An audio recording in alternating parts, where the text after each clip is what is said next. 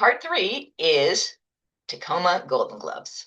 I had so many epic battles during my boxing career, but the story of my first Golden Gloves win in Tacoma in 1999 has to be one of my favorites, if not my favorite, from that era of my life. I had had two other matches earlier that year, and Tacoma Golden Gloves was typically held in late winter, early spring in 1999.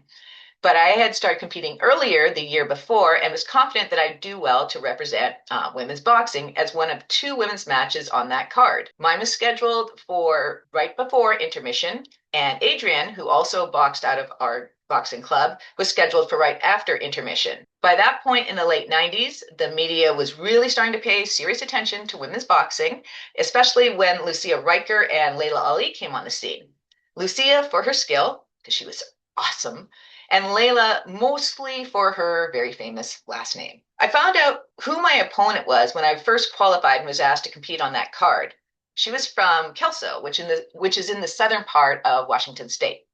And when she found out my name, she started emailing me and started talking shit right from the first email. Now, bear in mind that this was in 1999 and the internet was still pretty new. So this is like the AOL era, before social media and that kind of nonsense became sort of the norm for how people kind of, act a fool online. So she was basically telling me that she was planning to go pro after beating me at Golden Gloves and going on to win nationals because, like me, she too was undefeated and hadn't lost a match yet. Because we can see so much of each other's information through USA Boxing's database, I was able to see if she had any matches before ours was scheduled and made sure I attended them. At this point, she had no idea who I was really, and probably wouldn't have recognized me even if she had bothered to consider that I might do some research before our match. But I did get a chance to see her fight twice before our match in Tacoma. She wasn't that good, really. But both times she fought against smaller girls with shorter reaches who were probably fighting their very first matches ever, right? And that was probably why she won, because neither of her opponents looked very good, but neither did she, frankly. And I definitely saw a pattern I could exploit the few times that she did get hit by her opponents, and I formulated a very specific plan that I did not discuss with Cappy. So Cappy didn't like that I won most of my matches by KO, and which is technically called RSC at the amateur level, which stands for Ref Stops Contest. Cappy wanted me to outpoint my opponents and showcase my boxing skills rather than my brute strength. But the risk to me when it came to relying on points was the inconsistency of the scoring system in boxing. And that was considered a point was judged subjectively, whereas a knockout was pretty much an undeniable beating of your opponent. I don't like the ambiguity when it came to boxing. And I also thought it was a kindness to win by RSC, since my opponent would take less damage that way. Because if the match goes all 3 rounds, the chance of them taking more blows increases substantially. Okay, just saying. I was in good spirits the night for the match. Adrian and Cappy were both in my corner, and I talked through the game plan in my head from what I'd noticed when I observed both of my opponents' previous matches. Her name was Cindy, and what I saw was that she couldn't really take a punch, which is her style of boxing was primarily reliant on her offense and overwhelming her opponents with her very long reach. So the way to get on top of that style is to be the one to make contact first. Because I noticed when watching her previous fights is that she hadn't much experience getting hit.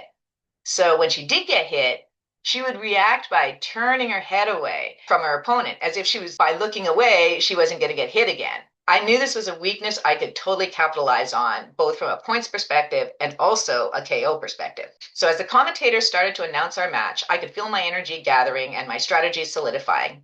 He announces Cindy first, and she moves towards the center of the ring.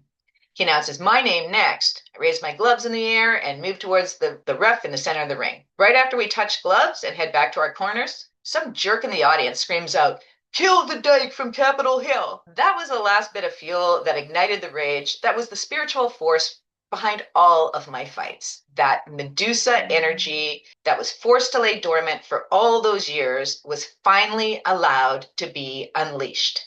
And I wasn't holding back. The bell rings and I come out of my corner punching. I made contact almost immediately, and as she had done in her previous matches, Cindy turns her head away from me when I launched 5 punches in a row to her head. I kept going, punching her back into her corner and putting her up against the ropes.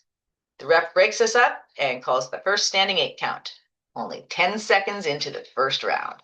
Cindy looks completely stunned, like she can't believe what's happening. When the ref directs us to continue the match, she looks pissed and lunges at me.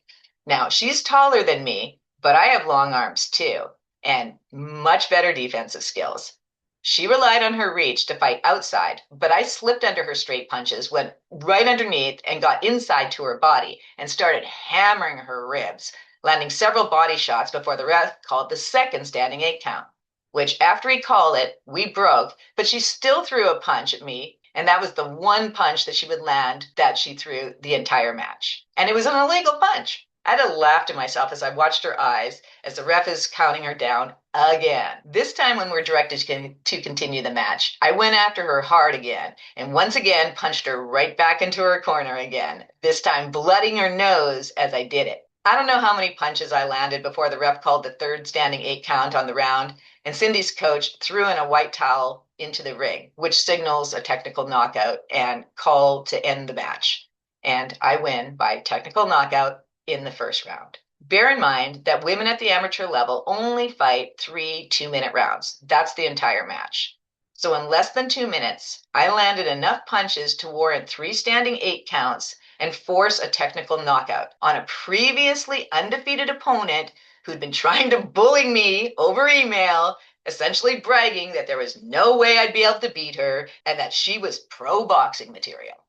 I felt vindication, not just in the moment, but for every time I was told to hold back, to suck it up, to just take someone else's abuse. It felt good to unleash like that on someone, especially someone who had been so arrogant and presumptuous. Her coach even said something about what a tiger I was, and it is that his boxer had never faced anyone near my skill level at that point. Cappy, however, was not impressed and didn't even look at me when the ref raised my hand and announced me the winner of the match. Even the commentator made some asinine comment. Maybe we'll see her on the pro circuit once she gets better. Really? I was the only boxer on that card that won her match by first round knockout. Not the only female, the only boxer, period. And there were 12 boxers on that Golden Gloves card. Yet I'm the one who needs to get better. Sexism just seems to follow me everywhere I go in life. I got changed during intermission, and Rose showed up just as I was about dressed. Did you see my match? I asked her. No, she said. I didn't even know you were fighting. Cappy asked me to come down to be in Adrian's corner for the match. Adrian told me you won, though. I felt a little hurt that Cappy asked Rose to be in Adrian's corner and didn't even tell her that I was on the card, too. I'd assumed since Adrian had been in my corner during the match that I would be in her corner during hers. But I took it like the champ that I am, and I sat with my friends in the audience to watch Adrian lose her match to a much better opponent.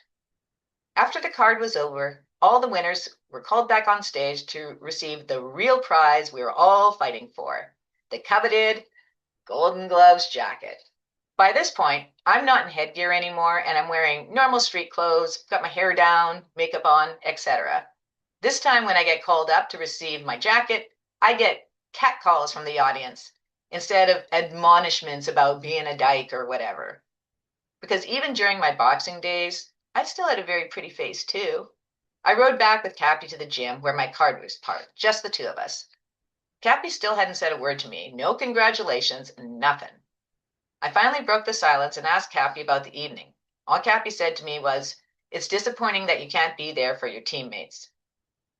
I didn't say anything anymore after that. I was so pissed. I had trained so hard and won the first state Golden Gloves trophy for our boxing club. Cappy had been training boxers well before I came along, but I was the first one to win a major title for our gym and for our club. And for whatever reason, that makes me the bad guy.